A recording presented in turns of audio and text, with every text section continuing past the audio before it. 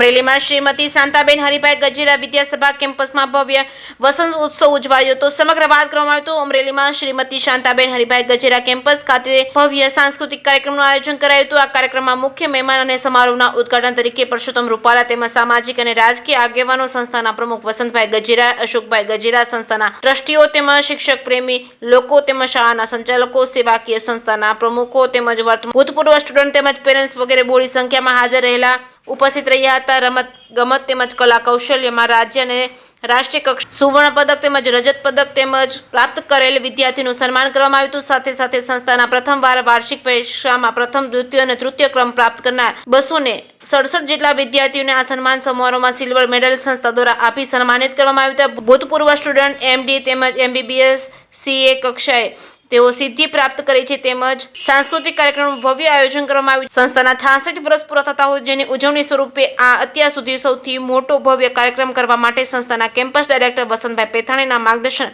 સમિતિ ઇન્ચાર્જ તેમજ તેમની ટીમના સભ્યો તેમજ ટીચિંગ તેમજ નોન ટીચિંગ સ્ટાફના અન્ય પ્રયાસથી આ કાર્યક્રમ અદ્ભુત અને અલૌકિક રીતે ઉજવવામાં આવ્યો હતો। બોડી સંખ્યામાં લોકો ઉપસ્થિત રહ્યા હતા। આ કાર્યક્રમને દીપાવ્યો હતો અને સંસ્થાના વિદ્યાર્થીઓ દ્વારા રાસ ગરબા, નાટક, ડાન્સ, પિરામિડ તેમજ વ્યસન મુક્તિ માટેના નાટકો રજૂ કરી આજની યુવા પેઢીને ઘર કરી ગયેલા વ્યસનો વિશે ખૂબ જ સરસ નાટક દ્વારા તેઓને સંદેશો આપ્યો હતો, જેના માટે વાલીઓ તેમજ મહેમાનો હાજર રહેલ તમામ વ્યક્તિઓ તાલીઓના નાદથી આકાશ ગજવી દીધું હતું।